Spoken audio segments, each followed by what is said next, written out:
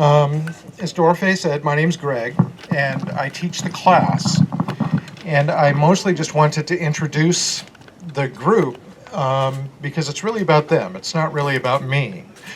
I'm just the coach. But just this is the panel up here is kind of a cross section of the program. We have young authors in both middle school and high school. And we have several students that have kept in touch over the years and even after moving on to other things. So to begin with, we have Taya, who is brand new this year. She is from Madison Middle School. We have Shane, who is one of our grads. He was at Sealth High School, and he was in the program. We have Willow Eve here, also from Madison Middle School. And then Dimple from Chief Sealth, and Symphony from Chief Sealth. We also have a number of our young authors, past and present, scattered throughout the audience. The space is such that we couldn't get everybody up here, but we are really well represented. I see Lily and Shelby and Megan and Kira and Henry and Natalie and a whole bunch of our folks out there. We also have Iman and Fasia who are going to do a reading here in a little bit.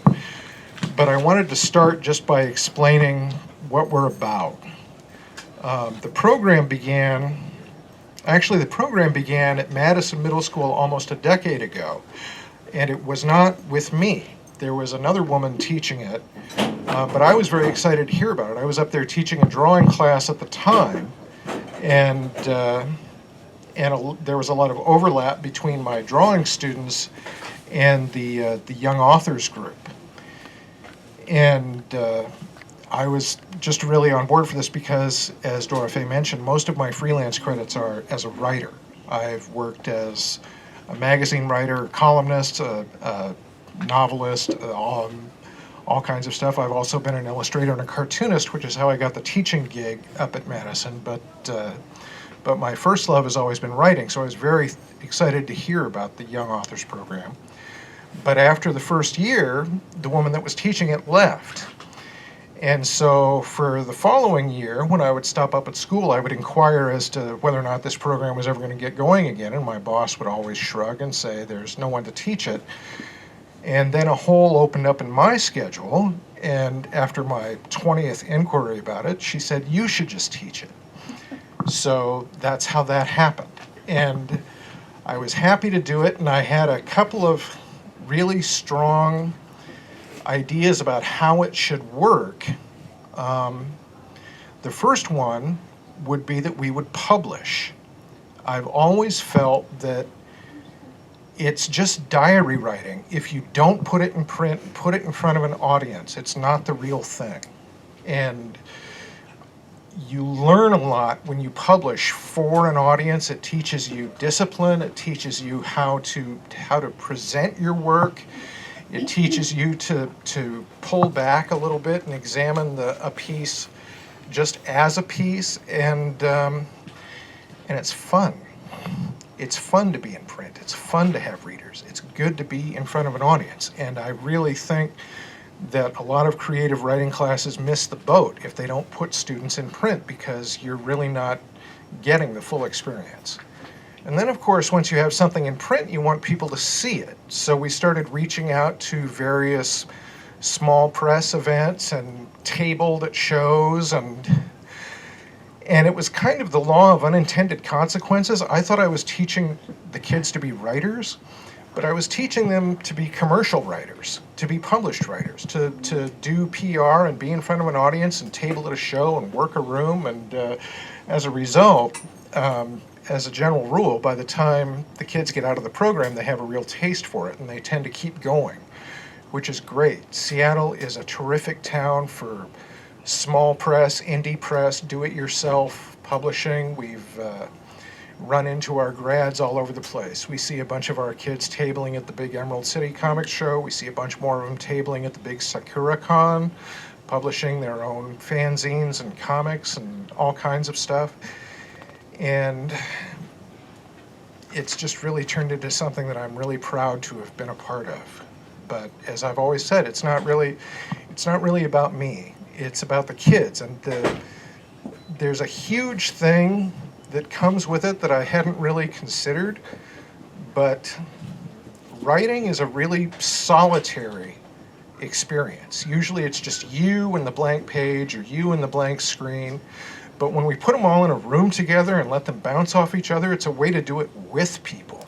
And it builds enthusiasm, and they support each other, and they illustrate each other's work, and they critique each other's work, and they have kind of a competitive spirit sometimes, seeing who can top who, not really in terms of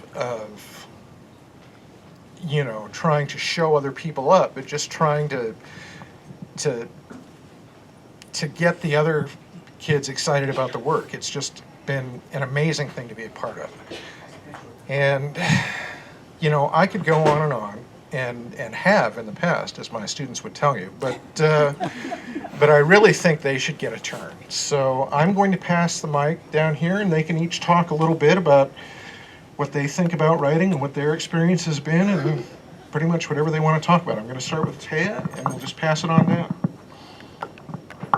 Hi, this is my first year on Young Authors. I first heard about it from my brother. He did it, and it sounded really cool since I had been writing like a long time before then. I was 6. I wrote a book that really sucked, but I mean it was fun, so what the heck. First time I saw the sign-up sheet, I instantly knew what I was going to sign up for, so yeah, I don't really have too much experience, so there's not too much to say. I'm writing another book that's 200 pages, but that's about it. Hello, my name is Shane, and I'm one of Greg's graduate students. Been through middle school, went to his middle school cartooning class, then his high school writing class, and I've enjoyed every experience. As for what I've learned from these classes, skills that I'm still using during my college courses. I found that a lot of the writing skills he taught me came in handy then with writing essays or just anything else. As for creative writing, it's a good hobby, helps keep your mind sharp, helps to strengthen your creativity. And I would definitely recommend it to anyone. I'm Louise. I wrote a lot as a kid, and I'd have stacks and stacks of journals of just stories in my room. And when I got into middle school, I heard about the program, no idea what it was. And I learned when we were going in print, I had this internal scream moment, like, oh my gosh. The first signing that I went to was at Olympia. It was probably the best thing ever. It was amazing. We had so many people there, and it was just amazing. I mostly write nonfiction incorporated with magic. I do like to write about animals a lot and incorporate them into my stories. But other than that, mostly just fiction. Yeah. Hi, I'm Dimple. I'm one of the younger authors at Sealth. I've been in the program for 3 years now, and it's been really great. I've learned a lot about the actual publishing part of writing, because I've been like everyone else here. I've been writing for a while, but I didn't know that side of it very much. It's also been really good with learning not just how to make stories, but how to get them out there. So yeah. I'm Symphony. I'm a young author at Sealth, and what being in Young Authors has taught me that it's really fun to to be in a group of other people and meet new people. And the experience has really helped me a lot throughout life, because ever since I started high school, I really haven't had time to write, and this gives me a chance to just relax and let go, and yeah.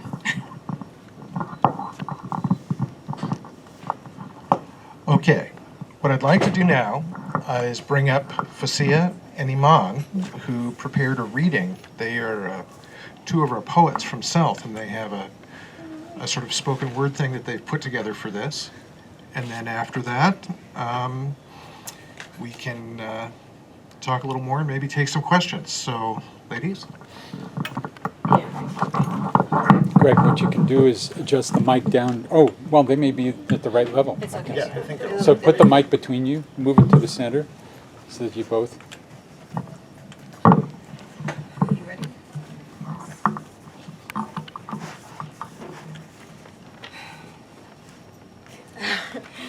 Hi, I'm Iman. I'm a young author at Sealth International.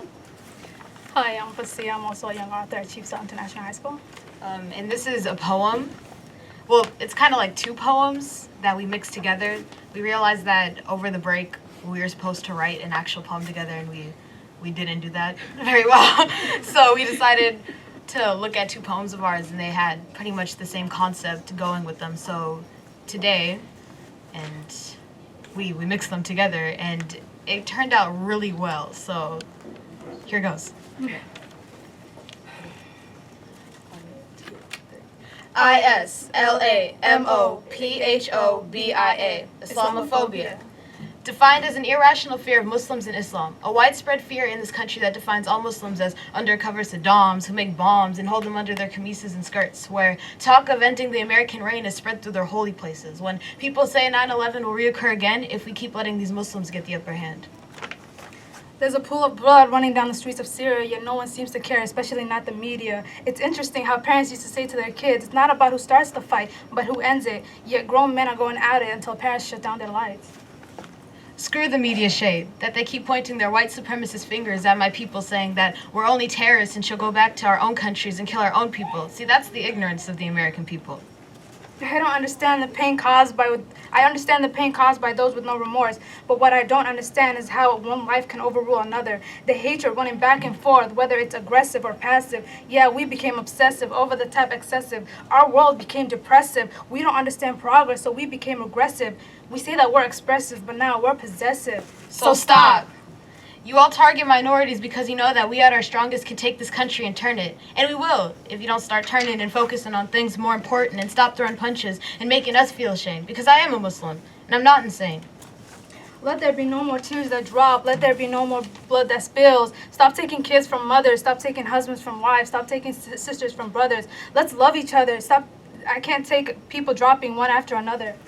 I don't have the ability to hurt, scar, mar, make someone see stars, blow up cars, and burn flags, and make anti-American mags. I can't shoot up an army base because I might shoot up my own father. And I can't blow up a Navy ship because I might sink my own brother, or mess with the National Guard in fear that my sister will take up arms. The only thing I got cocked is my .7mm lead pencil, and if you come at me the wrong way, it might just pop off an intellectual essay. Oh, the dismay that an African woman isn't starving but filling pages, stabbing books and blowing up about how kids can't make clocks if their name carries traits and their skin color matches Saddam Hussein's. ISLAMOPHOBIA. That very and only thing that I hate, because it clouds minds and shows Muslims with evil looks in their eyes. The devil is alive. I am a Muslim, not a terrorist. I am civil. Not an anti-Americanist. I am pure. Because I pray. Allah means God in Arabic, for heaven's sakes.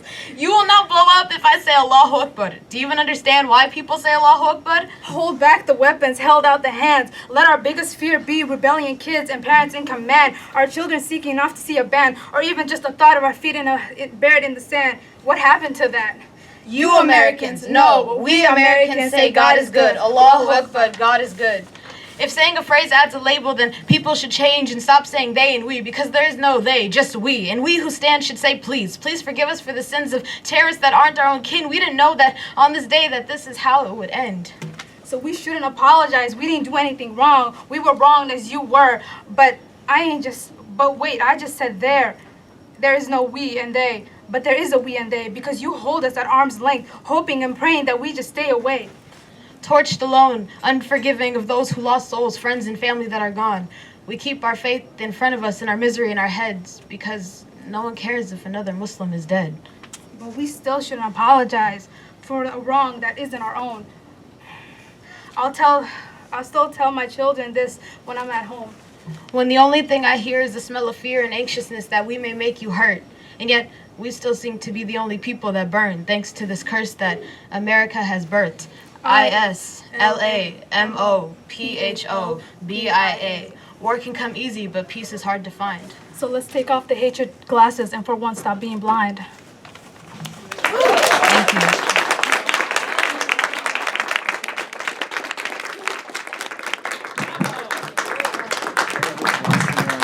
Thank you. Oh, that's a classic example of something that comes up in class a lot. A lot of times students will come in all wound up about something and grump and carry on, and after about 10 or 15 minutes I'll end up saying something like, talk's cheap, put it on the page, put it in the work. And over and over and over again throughout the years I've seen them put it in the work, and it's amazing. Greg, I hope you Sorry? give us permission to gush a little bit. Oh, I live right across the street from High Point, and I've been talking to a lot of my adult friends online and other places that we need to hear more of that from you guys. We want you to know that we love you and we want to be loved. But there are a whole lot of us, I know, who are not open about that, and it's so good to hear you guys say that, you know, from your young minds and your young hearts. And I hope that poem is published or available to us. I'd like to pass it around or help you get it passed around, as we are the books and so forth. That's just dynamite stuff. I don't think it's in the new one, but I'm pretty sure it'll be slotted for the next one. Yeah. Better be. You're committed now. Does anyone have a question or a comment or anything like that? Address. Questions? Comment? Something? You playing with your hair, or did you have your hand up? I do. All right. Most of you said that you've been writing for a while. Are any of you aspiring to become, written authors as adults? Well, before they answer, let me just put in, they are published authors. We sell the books. They have been working. This is not the kids' table. The books are in the Seattle Public Library. They're in the Olympia Timberland Library. They can look themselves up in the card catalog. We have a mailing list that includes Tamara Pierce, Jane Yolen, several other young adult authors. One of the first things I tried to do in putting this program together is make sure that we were plugged into the real publishing scene. But I don't mean to jump down on you with both feet, but this is something that we bang on in class a lot. This is not the kids' table. We are publishing for a real audience. We have real deadlines and real standards. So that's how we do it. That said, does anybody want to take that question? And can I just say thank you for correcting me, because obviously you're published, you have your books right here too. So, my mom is actually an author, so I think that kind of inspired me to start writing and publishing these books, and I do want to be a published author when I'm grown up.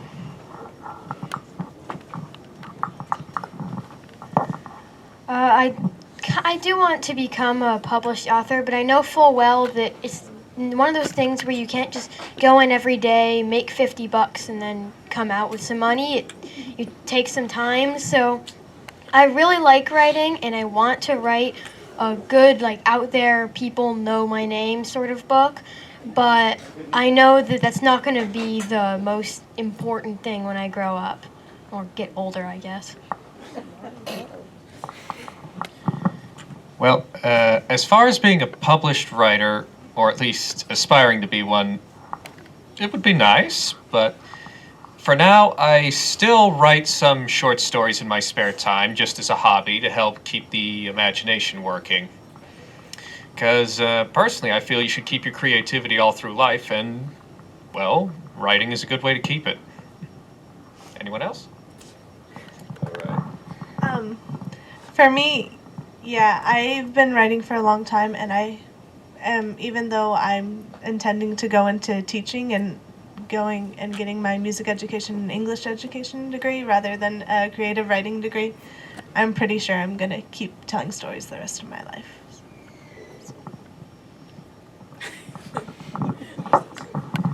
Thank you. This young lady has a question.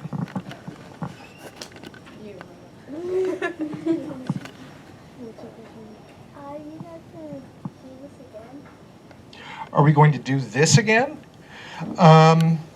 are we going to have the class again, or are we going to be in public and sell books again? The answer to both questions is yes. We have various small events throughout the year that we do. We do 2 festivals in Olympia. We do the Olympia Zine Festival in September, and we do the Olympia Small Press and Comics Festival in June. In between, we'll probably have some sort of Saturday event at the West Seattle Y. We tried that last year, and it worked out pretty well. And beyond that, I don't know. School usually does something called Literacy Night, and if I can get enough advance notice on it, I always try to have us have a table there because that's a great place for us. One of my frustrations doing this program over the years, and one of the reasons that I lunged at this like a bass when Dora Faye brought it up, is because a lot of the time at school we're kind of the invisible program. People don't really see what we do, and writers tend to not be outgoing. We're bad at personal publicity. So I always try to get the kids and the books in front of people as much as I possibly can, because I don't bring this up in class too much because I don't want them to get big heads, but I'm just staggeringly proud of them and the work that they do. They are extraordinary. They are driven. They beat their brains out to make the deadline to have new books to roll out tonight. The books on each end here, Tidal Wave from Madison and Subtexts from Sealth, they're both brand new, hot off the presses. They are 48 hours old. The kids worked all through Christmas break to get those books blown out. They were amazing. Yes? General question, why are there not students in your community learning group from the other schools? Just only the 2? Only the 2 is all we have at the moment. Yeah, Ariana from Denny. Ari's from Denny. Oh, and Ariana's from Denny. Yeah. We kind of sneaked her into the Sealth program, to be honest, because she's Iman's sister. The rule of thumb is that if a kid comes to me, even if it's a student from a different school or something like that, I don't really care. The program is run through the Y. If a young person wants to participate in this and can get stories in front of me, yes, absolutely, we will do everything we can do to get them in print. Period, the end. We had a student named Fung at Sealth for a couple of years when she was started as a Madison student, and then she transferred to Denny, but she kept sending stories, and we kept putting them in print, and she would continue to work shows with us. And, you know, I'm a teaching fool. I'll teach anybody who shows up. I don't care. You know, writing is a tough gig all by itself, and if a kid has enough drive to want to keep doing it, I'm going to do everything I can do to make sure that they're able to do that. Any other questions? Yes? I think most of us would agree that we all have a lot of different ideas that flip through our heads at different times. And I'm interested in how some of the writers, what do you do to settle on something? How do you decide? Do you talk to other kids and ask them what they think of your idea? Can you repeat the question? The question is, I think most people have ideas, very few people turn them into stories. How do you get from point A to point B? Is that the question? Yeah, and really get committed to an idea. Well, I think I'll let the students take that one, and we'll just go right down the line, and then if you'll hand it back to me, I'll tell you what I tell the kids when they get stuck. But Well, for me, I get a lot of ideas, you're right, but the first story I wrote, it's my favorite, I think I did it the best. I did it like first try, but the second story, which is in the book, in the valley below, that one, I wrote something, wrote like an entire page, erased it, wrote another entire page, erased it, and then finally I settled on it. So I wrote a lot of the stories, only 2 of them made it into the book, but whenever I made a new story, I would write 3 pages, then just delete the whole thing and start over again because they just didn't like the sound of it. Okay, how do you get from point A to point B? For me, I tried jotting down what my idea is first. So you could say I just throw them against the wall and see what sticks. If I like the idea enough, I'll try to commit to it and see how many pages I can type out. Sometimes I lose steam halfway and I'll go back to it later, but if I feel that I like the idea enough, I try to see it through. So for me, it kind of varies. Sometimes I have a lot of story ideas and I'll get halfway through and realize that I don't like this, and I'll usually just delete the whole file. And it takes me a while to settle on a story, and then when I do, it takes me even longer to decide who the characters are, usually who's gonna live and who's gonna die, who's gonna, do this and that. And honestly, I don't really I do some rough drafts, but I don't do a full-on rough draft. I usually just think about the stories in my head and then write it on the page, and it usually works out. So, yeah. So I know how you feel about the having fleeting ideas. Like, I have a couple binders at home, like this big, full of story ideas and like pages of work that I never did. I think the stories that end up printed and that end up in front of you are the stories that have the characters that I fell in love with the most. Because like all of my characters are secretly the loves of my life because they're so great. But I think the ones who whose personalities and whose stories and whose minds are the ones that I've can't let go of are the ones that I just can't help but share with you. Well, my issue is that I come up with characters, plots, their backstories are so elaborate and the plot's complete, but then I never do the story. And then I think I've come to Greg a couple times with story ideas, and I get a couple pages in, and then 2 weeks before the deadline, I scrap the idea, and then I just turn in some poetry. But for subtext, I insert some vignettes, and I will continue to do some vignettes and probably a story. I don't know. We'll see what happens.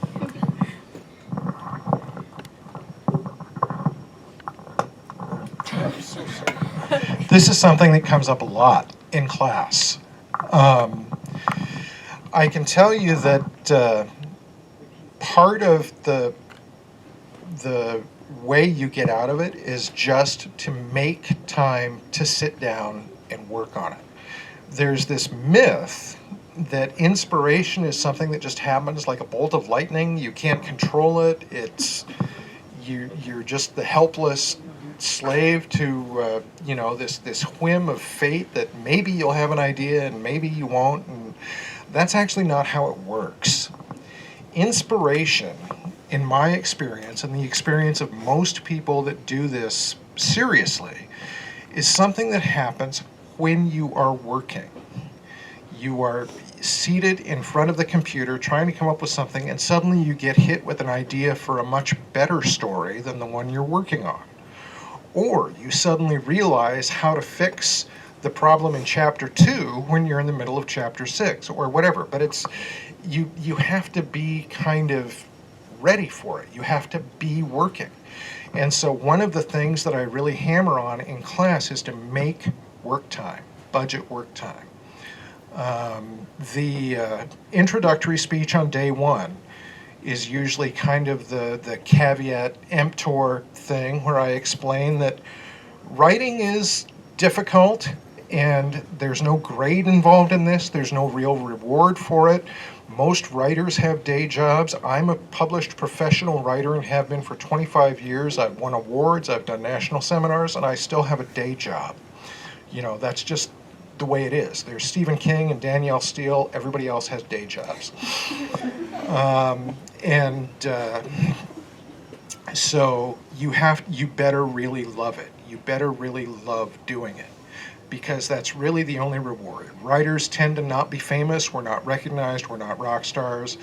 Most people don't read. Most people who buy a book, their one book a year is a cookbook, or it's Snooki's memoir, or it's Garfield Gets Fat, or, you can't really get into this thinking that there's fame and fortune involved, because there isn't. It's mostly a lot of work.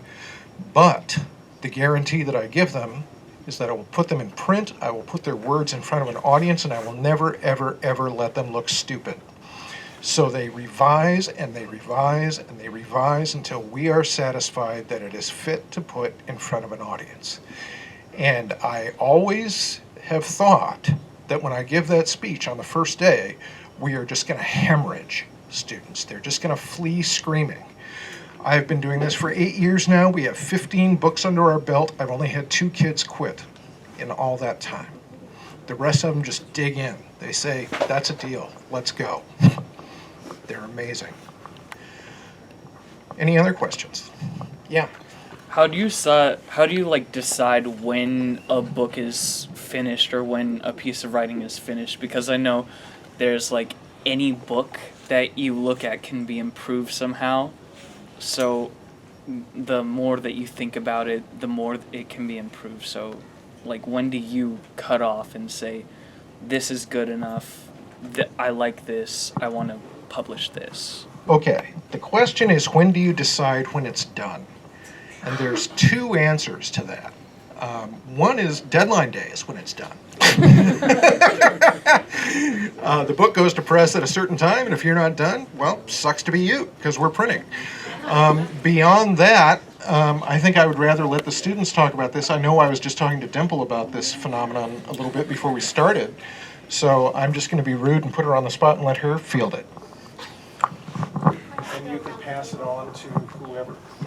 Okay, so I actually dealt with this issue a lot when I was writing Labyrinth, which is the big story I have in subtext. It's probably the longest thing I've written in a while. It's about 30 pages, and it killed me. I got the idea out. I got perhaps the first 10, 15 pages out in a lot of work, but a lot of fun.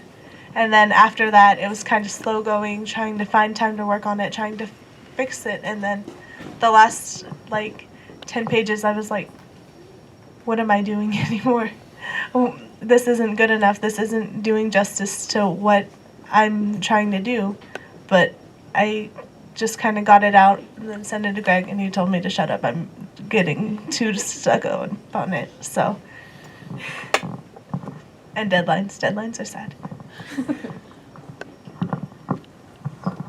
For me, it's kind of hard to finish a book because there's always that, you want to end the book really good, but you don't want to make it sound cheesy at the same time, and it's hard to find, closing scene or, a closing word on my books, my stories. For me, I usually go for the more cheesy route. I feel that it makes a funnier ending or better ending in that matter, or easier ending, especially if I'm on a time limit for a deadline. I do make a very cheesy ending.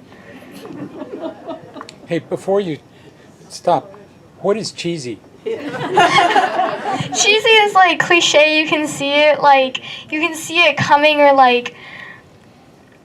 it's really, really bad. It's just really, really bad. That's the best definition you can get.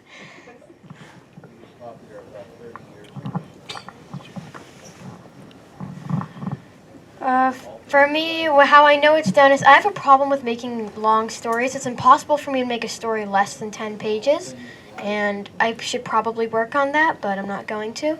So, for me, I come up with the ending before I start the book, and that's the problem, which kind of makes me go farther towards the ending. And on a lot of my books, I wanted to make a sequel, but then I didn't like the idea, so you might find, if you read them, you might find at the end, wait, this is kind of an open-ended thing, but I'm not going to make a sequel, so too bad.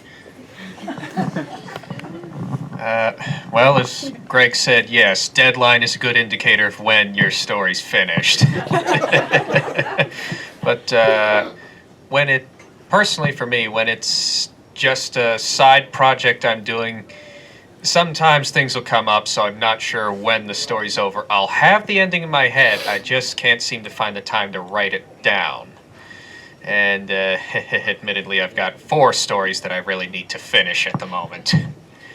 But I guess it's, if you feel it's finished, try slapping on the end and see if it sticks or not. If not, go back and work at it. If yes, then try getting it out there.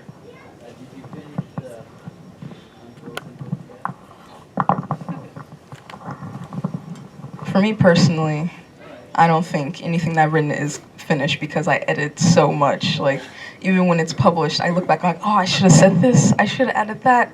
And for me, it's just, well, deadlines too, but it's never really finished. Like, I try to add ideas. I do try to come up with sequels, but as I said before, the ideas never accumulate into the book.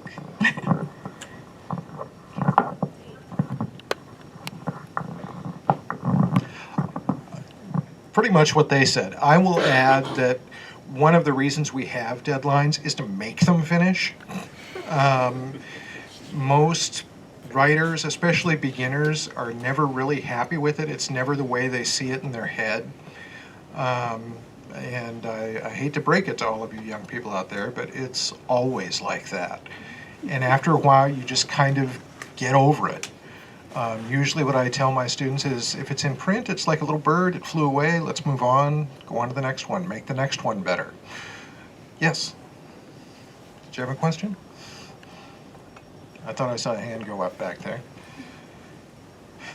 Anybody else? Yeah. You might already have thought of this, but I would like to hear from the kids about these individual books that are for sale. I was fascinated when I was helping prepare the publicity. The names of it tells me really, sometimes doesn't tell me what it's about, and I'm very curious. They're all anthologies. Oh. Each book is a collection of a semester's worth of young authors. As for the titles, it's all them. I feel very strongly that these are their books. I'm the coach, so they vote on them. If any of you want to speak, Tan, go ahead. I wrote 3 books. Like I said earlier, only 2 of them made it in. Stories, I call them books. But the first one is, I wanted to make a post-apocalyptic thing, but I didn't have any idea there wasn't cliched zombies.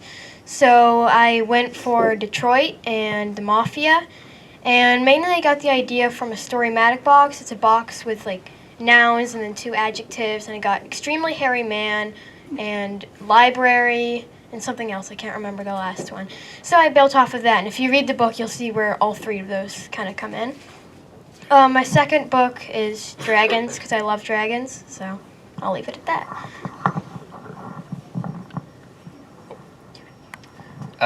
Okay, I have I'm one of Greg's graduates, so the story I have is in this one right here from 2013. The title of the anthology was Inkwell. The reason being, for some reason or other, everyone's story had a sort of a dark tone to it, shadowy, sadness, demons. For some reason, that seemed to be the theme without it sending out a memo. So we settled on Inkwell. And I guess that's it. So, right now, I'm behind the table. I'm the only one from last year who are in these books. Behind the table, that is. There's some people in the audience. But this one we named In Your Own Worlds because they were all in different worlds. They were... The closest one that took place on Earth was mine. It took place on Earth, but it was through guinea pig's eyes. So so we named it In Our Own Worlds because they were all different. They were all creative and in different worlds. And then more than just scribbles, we felt as if people weren't looking at books than more than just words on a page. So we named it More Than Just Scribbles to show that it's more than just words on a page. It's stories, it's writing, it's hard work.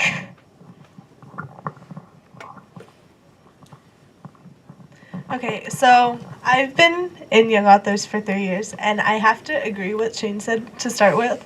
Like, I'm pretty sure all of the South branch of Young Authors history, there's been a lot of darker, sadder things, and it's probably just because we're high schoolers and we have so much drama in our lives. But Symphony wants to talk about Shattered Moon. So some of the books that we have up here right now is Raison d'etre, which was I can't speak language, so it has a lot of stuff from all of us, and there's a lot of, I don't know. It's a lot of dark stuff, and it really contrasts to the bright pink cover that Symphony's like wanted to butt heads with Greg with so many times.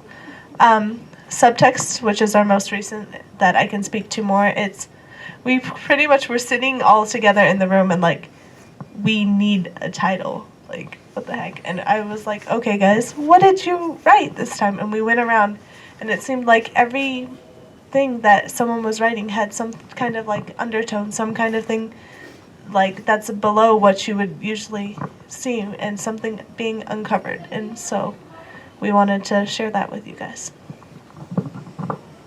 The story behind Shattered Moon was that the previous book was called Rising Sun, and so to have like a sort of contrast between that one, if you look at the book or within it, if you get a chance to read it, it's mostly just small bits of poetry, not really prose within it, and each one is like a piece, but together it makes a good anthology.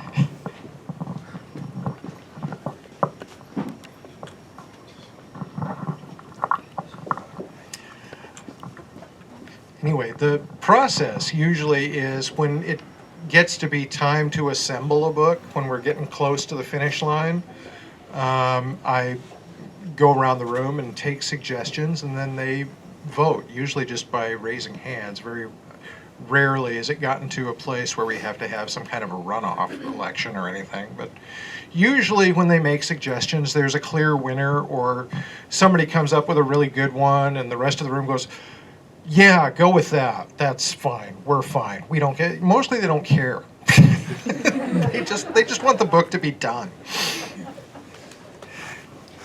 Is it possible to hear another piece? Reasonable length? I don't know. Dimple and Symphony probably are the best ones to ask. I would think something short from Shattered Moon probably would be the way to go. Can we take another question and like give us 5 minutes to sit there and pick something? Vamp, she says. Does anybody else have a question or a thought? Reagan. So, I guess this is really for the students, I guess. I'm a really old, nostalgic look, so I kind of want to know, what's your favorite part of Young Authors? What are you going to remember in 5 years and be like, hey, that was pretty cool? The question is from one of our grads. Actually, Reagan was a founding member of Young Authors at Madison long ago, and she wants to know from our panel what your favorite thing has been so far. My favorite thing is finally having a deadline. It sounds crazy, but whenever I would write books before, they just go on and on. I eventually just get sick of writing it. So now that I have a deadline, I have a reason to stop. So that's probably my favorite part of Young Authors. All right, favorite part. Well, I guess the learning experience, getting to, well, having a teacher actually to show you how to proceed with your story, how to structure it, telling you to go through it once, read it a few times, see how it feels. That and the, for lack of a better word, camaraderie between the students. You're sharing your stories with other people, you're getting their viewpoints on it, you're sharing ideas, helping each other out. And I guess that's what I'll remember.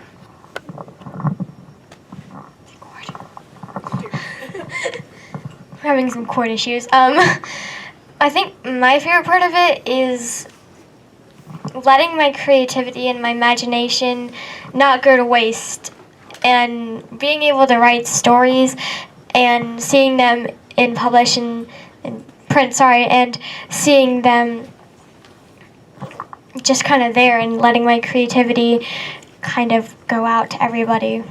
So, yeah.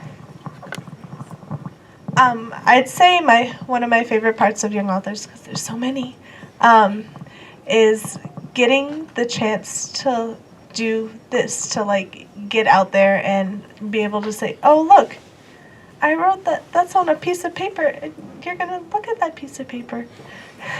And yeah, I think it's one of the best writing experiences I've had. So the best experience, as I said before, is meeting people and going to doing tables and paneling at other places, because if you haven't noticed, I'm really introverted, and being up here is really scary. So but as time goes on, hopefully I will break that shell, because I'm with my friends. So yeah.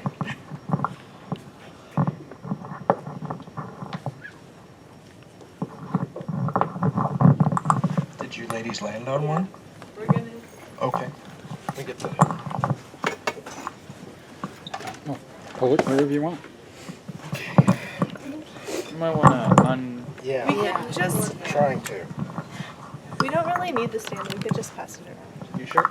Are you sure you just okay? Oh, but I mean like the Okay. chords like wrapped around it.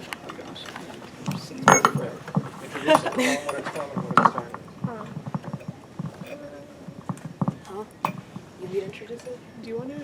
Yeah, okay, since I already have the mic. Okay, so in Shattered Moon, we did a lot of collab poetry, or no, we did a little bit of collab poetry, I'm mistaken. But a lot of poetry.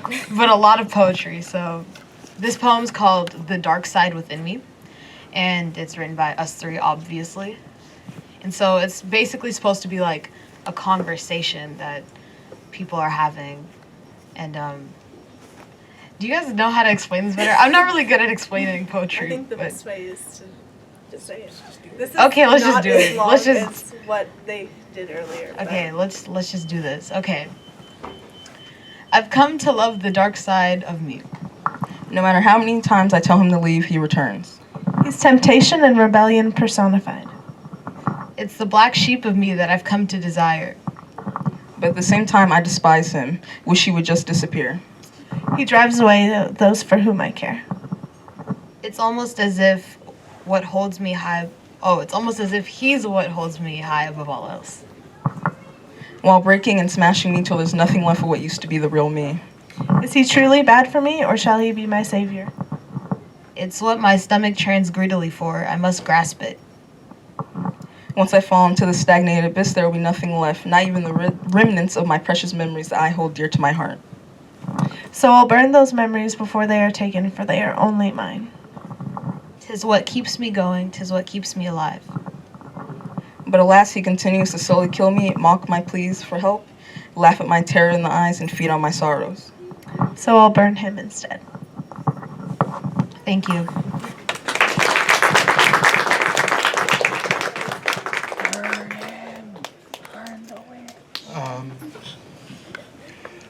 I don't know that we really have a lot of other stuff to talk about. We'll happily take any other questions or answer anything.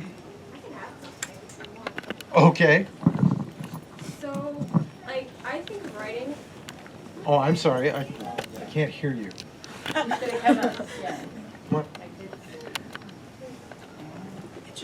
This is one of our grads, by the way. Yeah, so I'm Kira Golden. I was there last year, but then we sadly moved, so we couldn't be there anymore. And I kind of miss it, but I always think of writing as a city. There's your city hall where all the great ideas are, and they make up the rules, and like they set up stuff.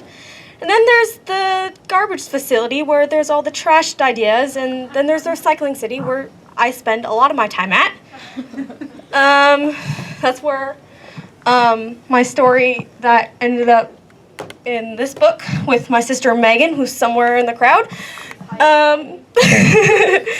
But yeah, that came from the recycling bin. And a lot of my stories end up in the city hall, but most of them just end up in town residents. But yeah, it's just like that. Okay. Thank you. I'm so delighted to see so many of our grads here. We tried to get the word out, but you know, you're never sure till the day of who's going to make it. So it's really great to see all of you, and I hope you'll find some time to come up and say hello at some point. Does anybody else have a thought, a question? Just one more question. What's the structure of your class like? Does it meet for an hour, 2 hours? You always speak evidence. As you may have noticed from the laugh, it's cute that you're using the word structure. That's kind of adorable. All the kids out there are going, no. I try very hard to have sort of a structure, but really and truly, it's like herding cats. The one thing that is inviolate is we go to press on a certain day, and they need to have it whipped into shape by that day, or they're not in the book. That's really the only whip I have to crack. There's no grade. There's no gold star. I've actually fought tooth and nail to try and get some of our kids academic credit because they work just like plow horses. But it's just one of those things. I can tell you that one of the things I really try very hard to do is to have story conferences where they go one-on-one with me and I look at what they have. One of the hardest things, especially for our newer kids to get over, is the idea that it's okay for me to look at something before it's done. But really and truly, that's the best way to get over the hump and to get unstuck, especially if you're having one of those days like Taya was talking about where you write the page, you tear it up, you write the page, you tear it up, you write the page, you tear it up. A lot of times maybe you're struggling with a scene that doesn't even need to be there, or you're opening too late, or you're opening too early. One of the things that students trip over a lot is the idea that they have to include everything. So the cop hangs up the phone. He looks at his partner. He says, let's go. They walk down the stairs. They get the keys out. They unlock the car, blah, blah, blah, blah, blah. And I always tell them, no, just cut it off. Just cut it off. Fade out, fade in. They're knocking on the suspect's door. We can assume that they got there by the car. We don't need to see it. Stuff like that. Just nuts and bolts things that you don't catch when you're inside your head all the time. That's part of it. One of the things that I encourage that they really drag their feet on, and this kills me because I've done it myself at writers' conferences, and it is enormously helpful, is to have kind of a group read or a group go over a piece, and make some time to pass out like the first 10 pages of something and see how it hits a room, because one of the reasons we publish is so they can get a sense of how their work hits an audience. And that is tremendously helpful. So, the structure part, I've been doing this for a while and I'm still kind of making it up as I go. Every once in a while we'll take a break and I'll show a movie. Television pilots are actually a great instructional tool to show how to lay the foundation for something, how to set something up, how to introduce a conflict and build it and show the rule of rising action. One of the things I try really hard to do, and this is incorporated into the structure of the thing from day one, is to not be a genre snob. One of the first book we put out, all my fellow faculty were like staring at me going, how did you get them to work so hard? This book is huge. It's thick. Oh my God. And I said, well, I let them do zombies. You meet kids where they are. You don't stand where you think they ought to be and then glare at them when they don't show up. You meet them where they are. The beautiful thing about growing up on junk literature and adventure fiction the way I did is when they want to talk about vampires, and I can say, all right, well, let's talk about vampires. Vampires are about, bad choices. Whether it's Dracula or Anne Rice or Buffy the Vampire Slayer, it's always about the thing you shouldn't do. So is your story about the thing you shouldn't do? Then yeah, vampires would work with that. You know, Twilight, I don't think is a vampire story. It's a love story about a guy with weird dietary needs. Well, the bad decision was writing it in the first place. The bad decision was writing the book. Yes, well, I can see so many of you salivating at the thought of beating up on Twilight, but we have other stuff to talk about. You know, truthfully, the structure changes from year to year. It depends on who's in the room. Depends on who's in the room. There's as many ways of writing as there are people that do it. So, you know, it kind of finds its own level. Any other? Have in the room? How many do you have in your room? Lowest we've ever had was 3. Highest at the moment is, I think, 14. You know, the smaller the room, the more fierce the instruction, I'll tell you that. But because then they get my full attention, and sometimes that's frightening. But really, it's, you know, it's different every year. That's one of the reasons I love it so much. I never know what it's going to be like from year to year, actually from day to day, really. Anybody else have anything? Yes? I've learned through my young experience with writing that in a group of about 3 to 4 people, including yourself, reading your story aloud to everybody, neurological science has proved that the synapses fire off at a quicker of a rate when you do that. So that's a really good tool to use. Absolutely. I don't know if everybody heard that, but the idea of reading it out loud in a room full of people really helps focus the approach to the work itself. And again, if you hear how it hits an audience, it changes the way you approach it. Any other questions? Any thoughts? Anything? Final thoughts from the panel? Got just one I will close with. Okay. Those of you that have work in these books up here can come on up here and sign as well. I see the Avas and Natalie and Lily and a bunch of you others. You are not excluded from the signing. Please don't feel that you are. This year. So it's not just women in the world. No, you always get that mixed up. Women. It's really good. South Seattle. The best school ever. We graduated. I had to adjust to everybody that I am. I'll sign that too.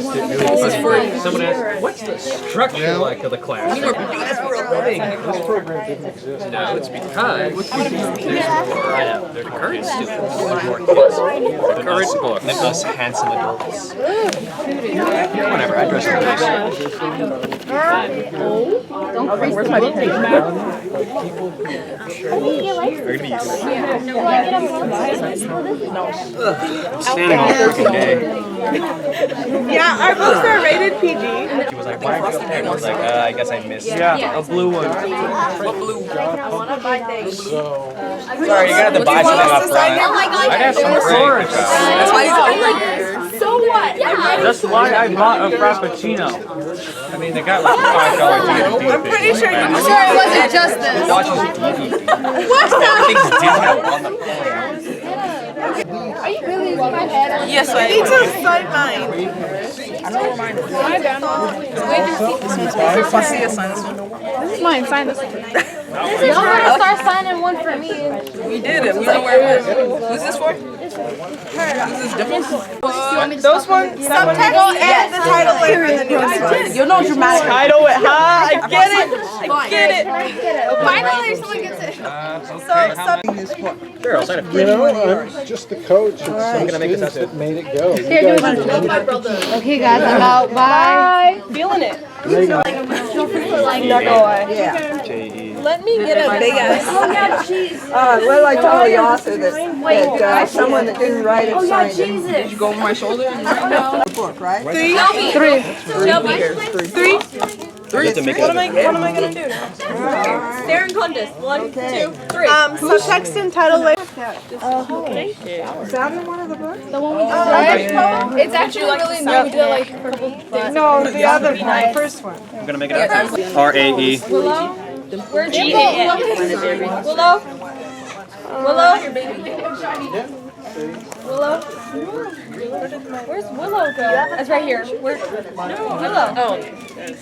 Cute. My dad is so lonely over there. Someone's. Join me at fishing. As they said, the more you But I mean, that's the only one. Oh, that's what Here's another pen. Yeah, just wait until. Yeah. Oh, you can. No, I still stand by it. Yes. She must be taking my I'm Ava. Yeah. Are you in Lily's class? Well, this has been great because I know I've been at Show me the What's the sign? Wow. Thank you. How do you excuse me. I got it. Frank, it's not my signature, but it'll have to do. You really like your signature? I do. I cherish my signature every second of the day. I pray to it. It is my God. It is everything. My Oops, wrote that wrong.